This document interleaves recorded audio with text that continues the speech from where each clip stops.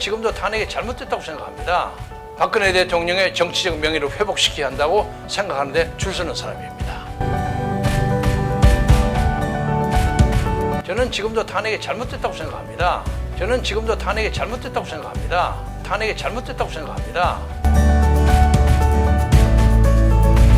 이승만 박사의 족적을 보면서 이 양반은 우리가 도저히 놓칠 수 없는 우리하고는 차원이 다른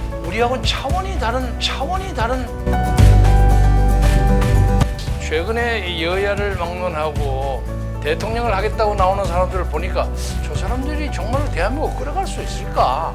정말 주중에 누구 하나라도 되면 정말 큰일인데 그중에는 한두 명 물론 있습니다만은.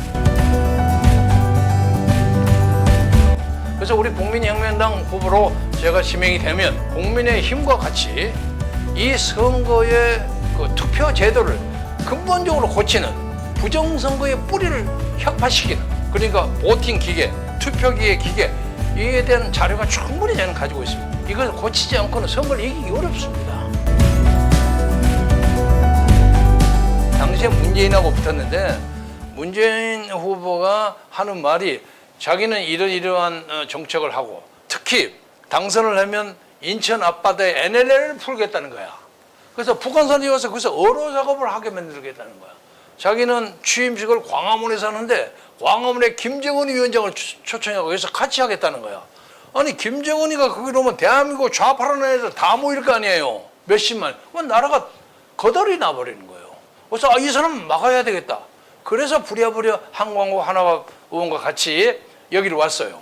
와가지고 간신히 이겼습니다. 간신히 이겼는데 저는 지금도 탄핵이 잘못됐다고 생각합니다. 2016년 제가 자유총연맹 총재가 된 후부터 지금까지 5년 동안 단 한 번도 탄핵 반대 집회에 빠져본 적이 없습니다. 꾸준히 박근혜 대통령의 정치적 명예를 회복시켜야 한다고 생각하는데 줄서는 사람입니다. 제가 다니는 학교에 한때 그 이승만 박사께서 그 옆에 프린스턴을 다니다가 제가 다니는 유펜으로 와서 한 2년 동안 경제학 공부를 하셨더라고요. 그런 인간적인 유대 때문에 이 박사님을 쭉 보다 보니까 이건 대단한 분이에요. 제가 여기서 이 박사를 반대했을 때는 그냥 독재하는 사람 이렇게 생각을 했는데 엄밀히 말하면 그 독재는 이 박사는 이미 대통령이 당선이 돼 있는 거고 이기붕 부통령 후보에 대한 어떤 부정선거 때문에 우리가 반대를 하지 않았습니까? 그래서 가서 이승만 박사의 그 족적을 보면서 이 양반은 우리가 도저히 놓칠 수 없는 우리하고는 차원이 다른 불굴의 민족 지도자라는 걸 실감했습니다. 그 양반이 또 거기서 독립운동하면서 당시 필라델피아에서 살았던 서지필 박사와 왔다 갔다 형님 동생 하면서 거기서 일도 해주면서 독립자금 작업 받아가지고 상해도 가고 파리도 가고 많이 그랬던 족적이 아주 많이 있습니다. 그래서 이 박사가 대단한 분이구나. 박정희 대통령은 5.16 군사혁명, 일반적으로 자유민주주의를 지켰던 사람에게는 이건 좀 아니지 않느냐 하는 느낌을 많이 가진 건 사실입니다. 근데 가서 보니까 개발도상국가에서 경제발전을 하기 위해서는 때로는 강제가 필요하다. political coercion이 필요하다 하는 생각을 했습니다.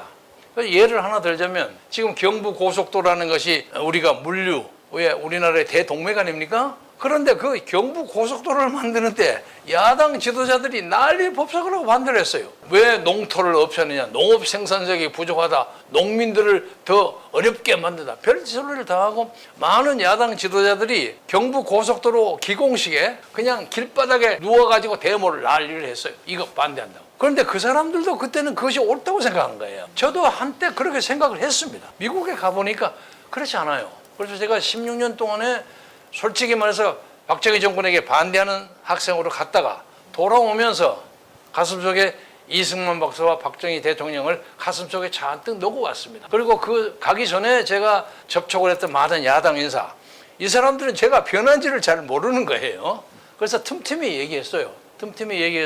이 나라는 막연하는 중도나 적당한 진보나 이걸 가지고는 안 됩니다. 그러니까 일반적으로 정상적인 나라에서는 중도와 약간의 진보가 있을 수 있죠, 박사님. 그렇잖아요? 근데 우리나라 진보라는 게 전부 북한하고 연결된 사쿠라들이야, 이게. 이건 안 되는 겁니다. 이것을 끊기 위해서는 한미일 해양 상박 체제를 구축하는 것이 이 나라를 끌어가는 가장 좋은 방법이라고 생각합니다. 이승만 박사는 대한제국 말기에, 고종 말기에 이 왕정을 혁파하고 자유공화정을 만들자 하는 혁명을 일으키다가 사형 선고를 받았어요. 사형 선고라는 건 요새는 그래도 사형 선고 집행도 보류하는 그런 일도 있지만 그때는 그냥 칼만 가면 그냥 하루아침에 가는 거 아닙니까? 그래서 한성 감옥에서 5년 동안 감옥살이를 했어요. 사형수로. 근데 그때 쓴 책 독립정신이라는 책을 제가 프린스턴 대학 도서관에서 그걸 봤어요.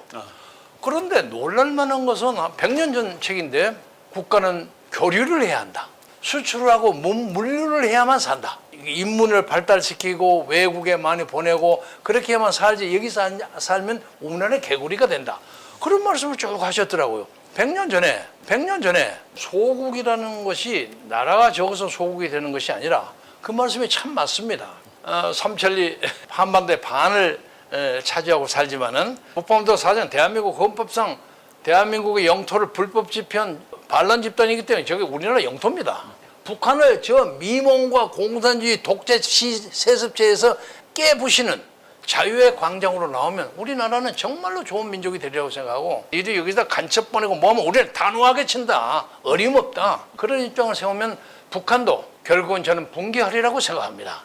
그래서 우리 국민혁명당 후보로 제가 지명이 되면 국민의힘과 같이 이 선거의 그 투표 제도를 근본적으로 고치는 부정선거의 뿌리를 혁파시키는 그러니까 보팅 기계, 투표기계 기계 이에 대한 자료가 충분히 저는 가지고 있습니다. 이걸 고치지 않고는 선거를 이기기 어렵습니다. 최근에 여야를 막론하고 대통령을 하겠다고 나오는 사람들을 보니까 저 사람들이 정말로 대한민국을 끌어갈 수 있을까? 정말 주중에 누구 하나라도 되면 정말 큰일인데 그중에는 한두 명은 물론 있습니다만은 우리나라는 1945년에 광복을 할 때 선택을 해야 했었어요. 이승만 박사냐 북한의 김일성이냐 하는 선택에 직면하게 됐는데 당시에는 이 남한 쪽에도 북한의 김일성을 지지하는 사람이 적지 않게 있었던 건 사실입니다.